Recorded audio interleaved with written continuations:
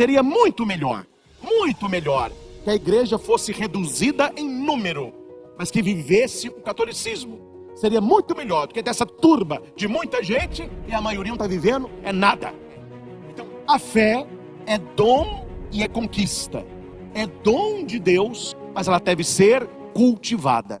Imagine a fé como uma planta que você ganha de presente. A planta você recebe de presente, mas dali para frente é com você. É preciso cuidar, aguar, etc. Assim é a nossa fé. A fé é um movimento. Se a fé não está crescendo, ela está diminuindo. A fé ela não fica estagnada. E os discípulos chegam perto de Jesus e pedem: Senhor, aumenta a nossa fé. Aqui nós temos a certeza de que a nossa fé, ela pode ser aumentada. Como que eu posso aumentar a minha fé? Uma fé sólida em Jesus. Porém, antes de irmos para lá, permita-me citar as duas parábolas de Jesus apenas com o significado. A primeira, Jesus diz que uma fé pequena é um milagre grande. Ou seja, não existe fé pequena. Porque na nossa vida, pela fé, o impossível acontece. Nem todo aquele que acredita tem fé. O demônio, ele acredita em Deus. O demônio, ele não tem fé. É claro, mas não é a mesma coisa? Não é a mesma coisa. Esse é o problema. Nós temos um grande rebanho e no meio desse grande rebanho, muitas pessoas perdidas. Seria muito melhor que a igreja fosse reduzida em número, mas que vivesse o catolicismo. Seria muito melhor do que dessa turba de muita gente e a maioria não está vivendo nada. O acreditar, ele é intelectual. A fé é opcional. Acreditar em Deus é saber da sua existência. Crer em Deus é confiar nele, é entregar a ele a sua vida, é configurar o seu ser com a palavra dele. O diabo acredita em Deus? Claro que acredita, porque ele foi um anjo de glória. Antes da rebelião no céu, ele conhecia Deus. Depois do seu orgulho, São Miguel Arcanjo, nós somos devotos de São Miguel, numa grande guerra, ele coloca Lúcifer para fora do céu. Lúcifer acredita em Deus. Agora a minha pergunta é: o demônio faz a vontade de Deus? O demônio tem amizade com Deus? Não. Então ele não tem fé. Se nós lemos os grandes santos da igreja, entre eles cito Santo Tomás de Aquino, ele vai dizer que um dos sinais que a nossa fé é operante são as nossas decisões na fé. Ou seja, fora da igreja, a balança é a fé. Isso desagrada a Deus, então eu não faço. Isso agrada a Deus, então eu pratico. Note que as pessoas estão preocupadas muito com isso. É a ditadura do relativismo. O acreditar em Deus me leva a ter respeito a Deus, me leva até ir à missa, eu não brigo com as coisas sagradas, tudo bem. Mas a minha pergunta é, essa crença na existência de Deus, quando é que ela toca a sua vida? Quando você entrega para ele o coração. É justamente por isso que muitas pessoas, quando enfrentam problemas, algumas perdem a fé. Na verdade, nunca tiveram, elas tinham crença. Elas acreditam que Deus existe, mas esse Deus não faz nada por mim. Então, acreditar em Deus não é ter fé. Aí Jesus conta uma outra parábola. Se você tem um empregado, aqui eles traduzem por empregado. Algumas traduções trazem a palavra servo. A palavra grega não é empregado e não é servo, é escravo sem valor. Eu estou no contexto do escravo. Se você compra uma vaca, você fica perguntando a vaca o que ela quer? Não, ela é sua. Aí as pessoas dizem: olha, meu filho, cuida da sua, a vaca é minha e com a minha eu faço o que eu quero. Eu comprei a vaca, eu posso alimentar, eu posso matar, eu posso pegar o bezerro. Este é o sentido, para você entender, da palavra escravo. O escravo pertence ao dono. E qual é a finalidade do escravo? Servir o dono. O escravo não tem salário, o empregado tem. O escravo não tem direitos, o servo tem. É por isso, e que tem gente até hoje que não sabe, eu estou ensinando para você, por isso que nós falamos Senhor Jesus, Kyrios, porque nós não nos pertencemos mais. Nós somos comprados pelo sangue dele. Deus é o patrão. Nós somos o escravo sem valor. E quanto que nós custamos? O sangue de Cristo. É por isso que quando Gabriel aparece a Nossa Senhora, ela vai dizer: eis aqui é escravo, é a mesma palavra. Ou seja, eu não tenho direito. A minha vida, ela é para servir a Deus. Eu sou a serva do Senhor. Essa serva, traduzem, porque o escravo é aquele que serve.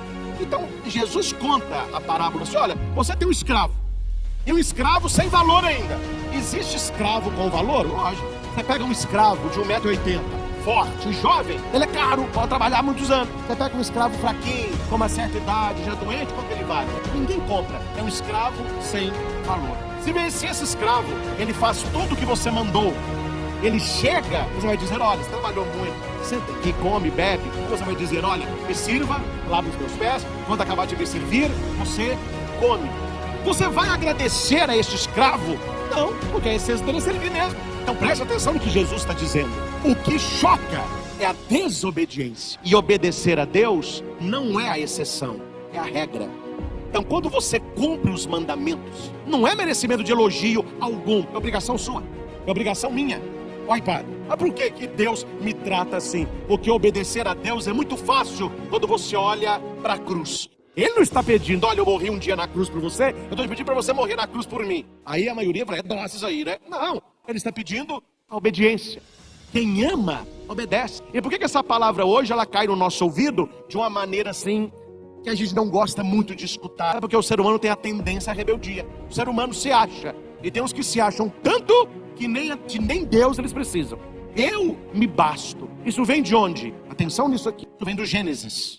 Deus tem o paraíso, a árvore proibida. Como que chama essa árvore? Bem e do mal. E Deus fala, você pode comer de tudo. Dessa, não. Por que dessa não? Atenção. Quem diz o que pode e o que não pode, não é você, é Deus. Então você não vai comer dessa árvore, porque quem vai dizer para você o que é bom e o que é ruim sou eu. E a serpente vai dizer, olha, você eu comi isso aí. As pessoas, quando eu falo as pessoas, quem vive longe do Senhor, elas não estão interessadas naquilo que Deus disse que é pecado ou naquilo que Deus disse que não é pecado. Elas estão interessadas em ser felizes. Se é pecado ou não é, eu não estou nem tchum. Eu faço mesmo, a minha vida é assim mesmo, para mim não é pecado, não, o importante é eu fazer o que eu acho certo. Se eu não acho que está errado, eu posso fazer, porque o ser humano pegou o que é de Deus. Deus é que falava, isso é errado, isso é certo. O ser humano hoje fala, não, eu acho que não é. Então, isso quem fala que é errado é a igreja, o padre, o bitolado. Hoje já as coisas mudaram, porque o ser humano subiu no pedestal que pertence a Deus. Eu não quero que Deus diga para mim o que é certo e o que é errado. Eu estou certo, Deus está errado. É a criatura se rebelando contra o Criador. Isso tudo que eu contei para vocês tem um nome, pecado original. É por isso que, na segunda parábola, Jesus vai dizer que nós, a começar de mim, olhando para Jesus, nós só temos uma coisa a dizer: Senhor, eu sou um escravo sem valor. Ou seja, aquilo que eu fiz não tem glória nisso, não tem honra nisso. Olhando o que o Senhor fez por mim, é nada. Aí quando a gente vai rezar à noite, quando vamos celebrar uma missa lá em casa, privada, aí a mãe fala assim, por mais que a gente esteja cansado, é muito pouco ainda olhando aquilo que Ele fez por mim. Esse serve no. Eu sou um empregado, um escravo sem valor. Para o cristão não há vantagem fazer a coisa certa. Fazer a coisa certa é a coisa certa a fazer. O errado é quem pega o caminho errado. A questão da fé, ela passa por essa questão de uma fé pequena, mas milagrosa, uma fé que realiza o impossível e o invisível, e esta fé me faz olhar para Deus e ver que Ele é o Criador e eu sou a criatura. Aí alguém poderia fazer uma pergunta, e Abacuque a fez. Mas padre, por que tem momentos que parece que Deus não me ouve? Quantas vezes na vida a gente não olha para o céu e pensa assim, tá complicado, hein? Tá difícil, hein? Tô rezando, tô fazendo tudo certo e a graça não acontece. Deus não tá vendo nada disso. Mas será que Deus não tá vendo o caos que nós estamos caminhando? Hoje é brincadeira, não tô falando nome não, mas é brincadeira. Quanto maior é o prêmio que a pessoa recebe, mais chula é a vida que ela tem. Quanto mais escroto o sujeito é, mais badalado ele é. Aí você vai, mas onde que está Deus nessa bagunça toda? Abacuque vai dizer assim, Senhor, até quando eu clamarei sem me atenderes? Até quando eu vou gritar violência sem me socorreres? Por que me fazes ver iniquidade? Tu não vês a maldade? Destruição, prepotência, discussão, discórdia. O que Abacuque está falando com Deus? Uma coisa aqui embaixo está feia e você em cima não está nem tchum. Quem está numa vida desregrada é mais aplaudido do que aquele que está seguindo o caminho de Deus. Hoje as coisas estão invertidas, né? O certo é errado, o errado é o certo, a confusão danada. Só que no capítulo 2 acontece uma reviravolta. E ele vai dizer, a visão refere-se a um prazo definido. mas tende para um desfecho e não falhará. Se demorar, espera. Se demorar, espera. Se demorar, espera. Tenha no coração a fé, mas aquele que tem fé em Deus, quando a graça demora, ele espera no Senhor. Uma coisa é você esperar, outra coisa é você esperar no Senhor. Qual é a diferença?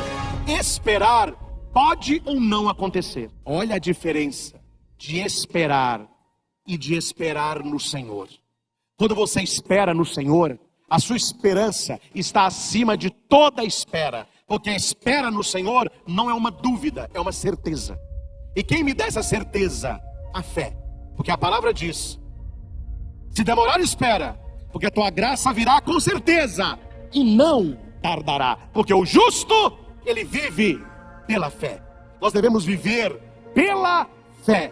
A fé que não é acreditar, a fé que é confiar. Deus tem cuidado de mim. Então não desista, não desista.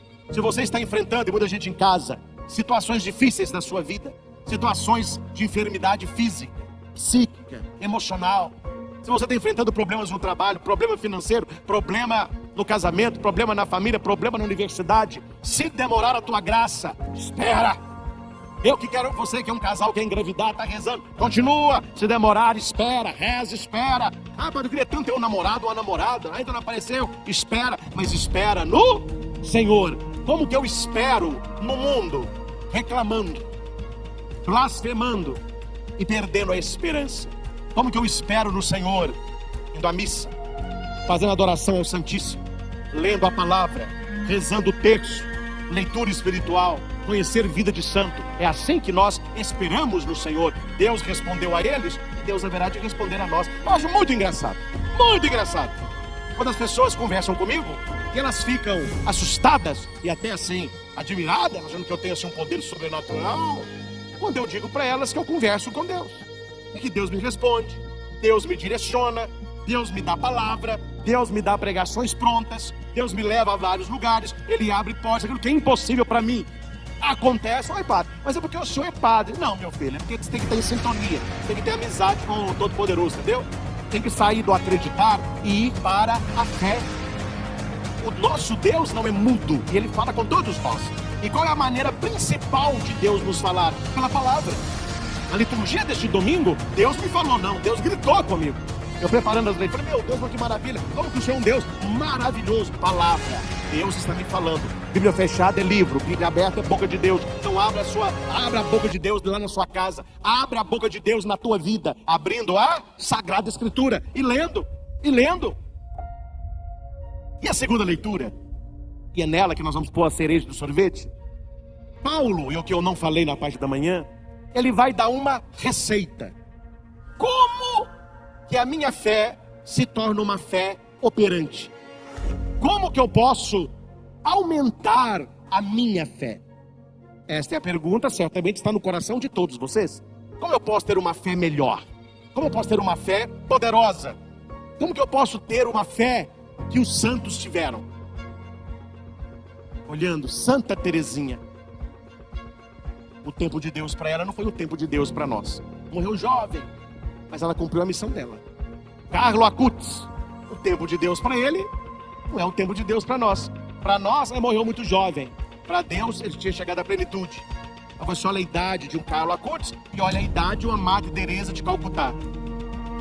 João Paulo II, o tempo de Deus é muito diferente.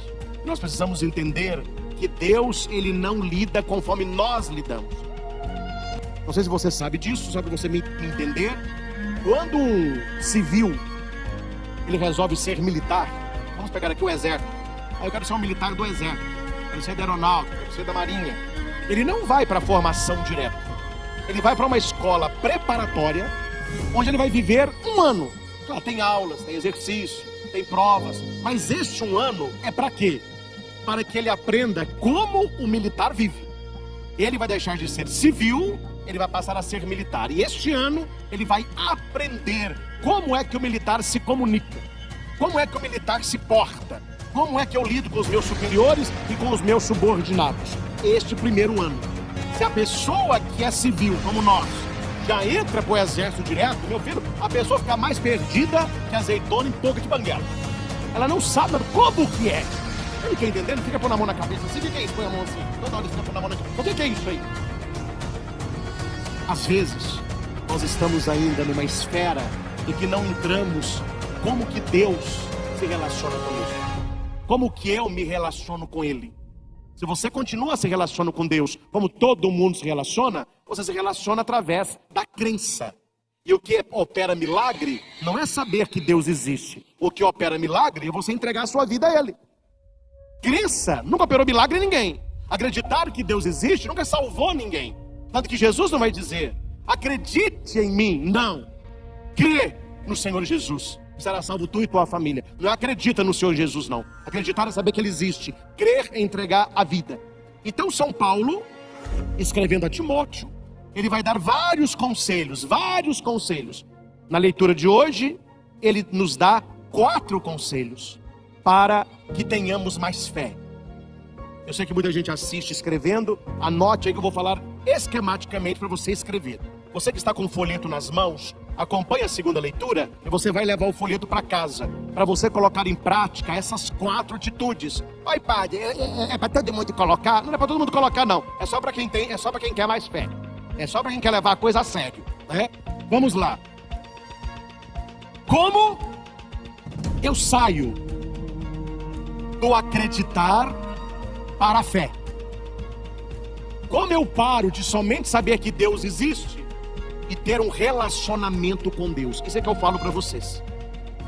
Um dia, espero que demore muito, mas nós não estaremos juntos mais. Esse dia, se Deus vai demorar a chegar, tem muita coisa para fazer com vocês aqui ainda, ou que eu vá para outro lugar, ou que eu morra, um dia eu vou morrer mesmo. Vocês vão poder dizer, viu? Olha, a de Cristian é muito defeito, viu?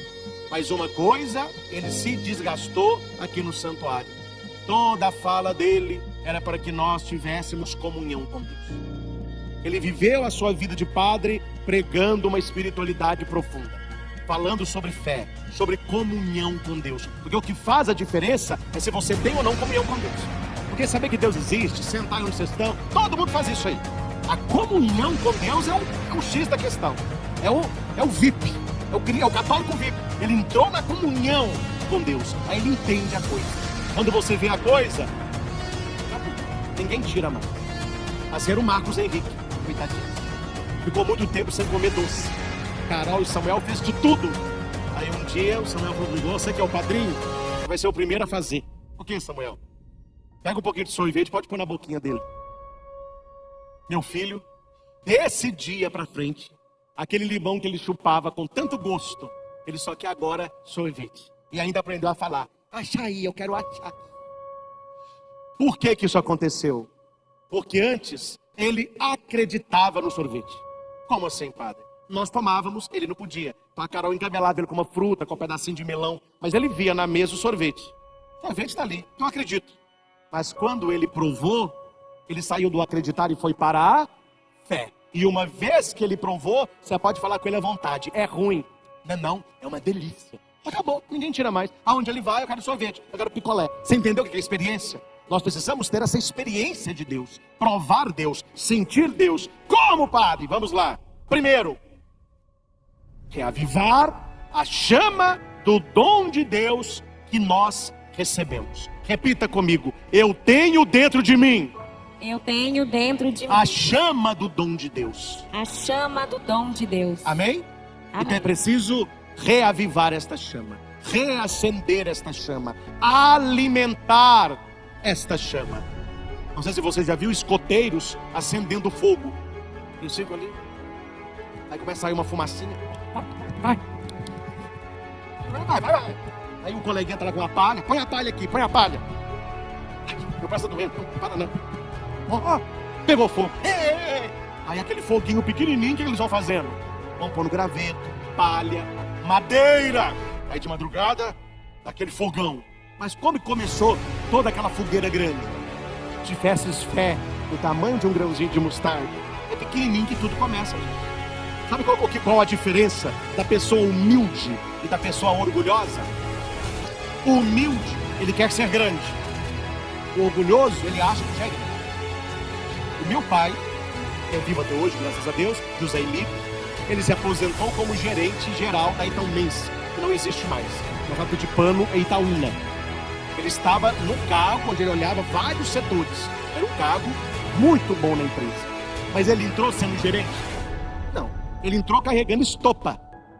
Era que, como a gente falou hoje, pior mesmo. Só que o meu avô falava com ele: Emílio, você consegue crescer lá dentro, faça isso, faça isso. E o meu pai foi. Demorou alguns anos de carregador de estopa para gerente.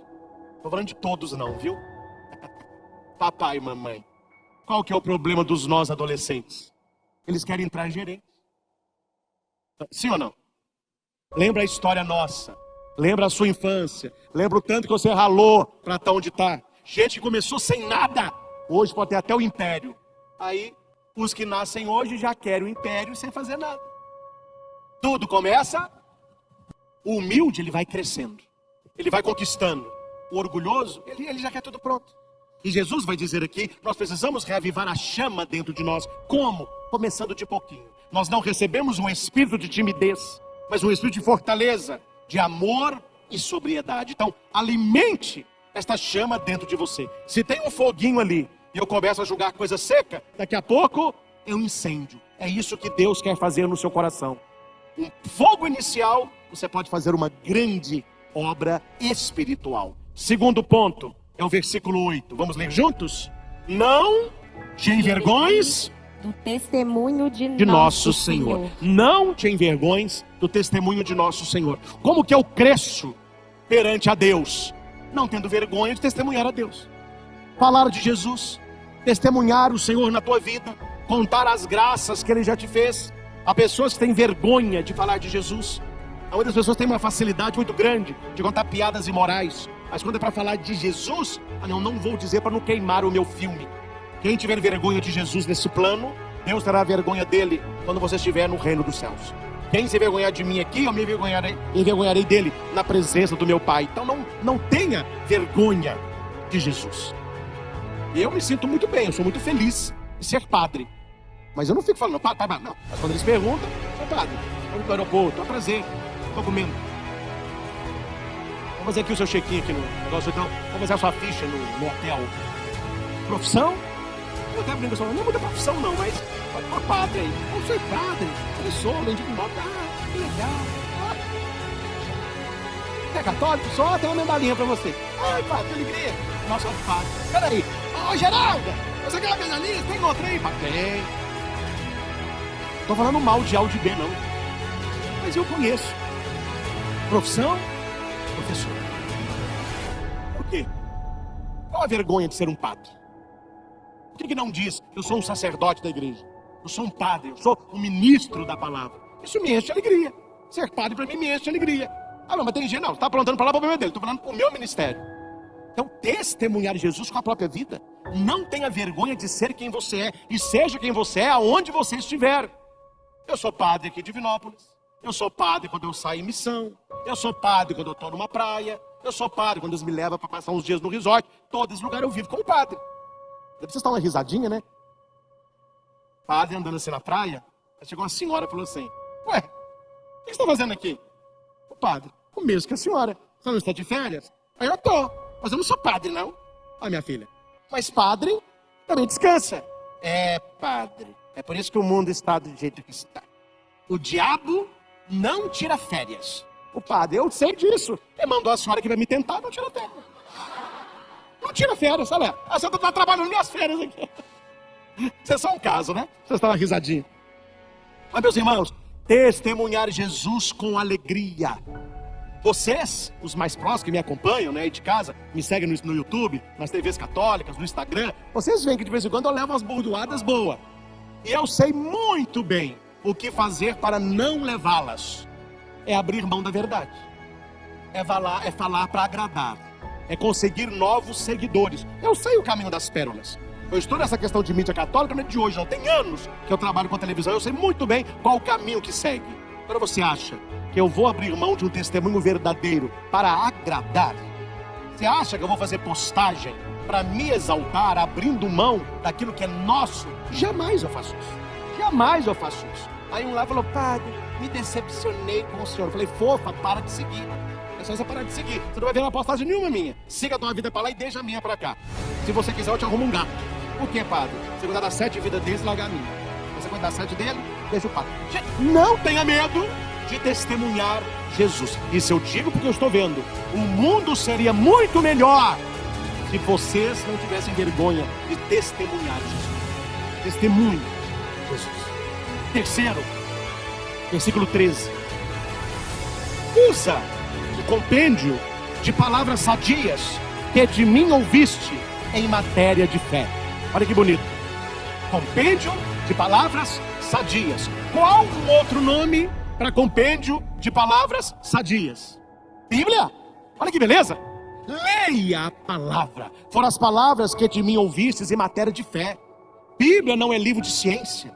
Bíblia não é livro de história. Bíblia não é livro de geografia. Bíblia é um livro de fé. E se você abre a Bíblia para ler achando que é outra coisa, é melhor nem ler. Bíblia é a boca de Deus. E por último, versículo 14. Guarda o precioso depósito. Aí vem com a ajuda do Espírito Santo. Qual é o precioso depósito? Chamado depósito da fé. Depositum fidei. É a nossa doutrina. Hoje eu posso dizer, é o nosso catecismo. Então olhe o que Paulo está nos ensinando. Acenda o fogo dentro de você. Testemunhe Jesus Cristo. Leia a palavra, estude a doutrina. Simples assim. E não é difícil o que eu estou falando para vocês. Foi o que Paulo disse há 2000 anos atrás. E vale para nós hoje. Você quer ter mais fé? Você quer conhecer mais Jesus? Outra coisa, gente, não precisa responder alto, não. Você não gostaria de ter poder espiritual? Não é o padre apenas, isso é para você. E graças a Deus, nós últimos Luz e Vida conversava muito isso com a irmã Zélia. Nós, pregadores da palavra, nós estamos assim, que evangelismo para todo lado. Uma coisa que nós devemos ter, e não devemos ter vergonha de admitir, é poder espiritual. É você olhar para uma pessoa e você profetizar na vida dela, e a pessoa muda. A gente falou no encontro agora, que eu estive lá em Vitória, eu não entro em batalha para perder. Quando eu entro numa batalha de oração, ali, meu filho, é vitória. Deus luta conosco. Então você não tem um espírito de timidez, você tem poder de Deus, poder espiritual, poder de profecia, poder de oração, poder de, em nome de Jesus, orar por alguém. Nós somos intercessores natos. Aí a gente não sabe o poder que tem, aí leva uma vida tímida. E a leitura diz, você não é tímido. Por quê? Porque o Espírito Santo está conosco. Ele termina a leitura de hoje com essa pérola. Com a ajuda do Espírito Santo. O Espírito Santo, meus caros, não deixe você quieto.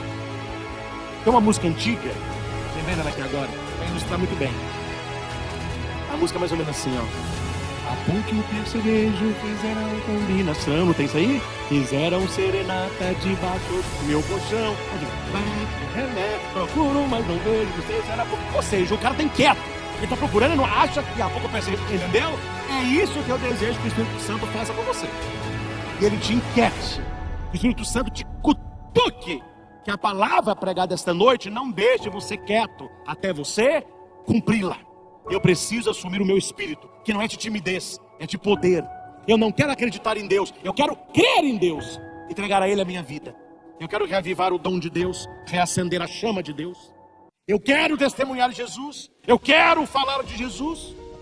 Eu quero conhecer a palavra e eu quero me aprofundar na doutrina, que é o depósito da fé. Isso é para todos os cristãos, de maneira especial para todos os católicos. Se assim nós vivêssemos, nós seríamos mais felizes e através de nós, Deus faria muito mais pessoas também felizes. E isso não é para alguns escolhidos, para todos nós batizados. Se você já recebeu o batismo, Deus tem um pacto com você. E mesmo que você seja infiel, Deus permanece fiel, porque Ele não volta a sua palavra atrás. Deus te escolheu. Ele não precisou de motivo nenhum para te escolher, você era o motivo. Então, faça para Jesus um pouco, olhando aquilo que Ele fez por nós. E depois que fizermos tudo, que você diga, Senhor, eu sou um escravo sem valor, inútil. Eu fiz o que eu tinha que fazer. Se assim chegarmos a dizer, nós vamos ouvir da boca de Jesus, vinde, benditos de meu Pai, para o reino preparado para vós antes de todos os séculos. A inutilidade nossa perante Deus move o coração de Deus, porque há poder na nossa humildade. Há poder estando com Deus. Há poder reavivando o dom.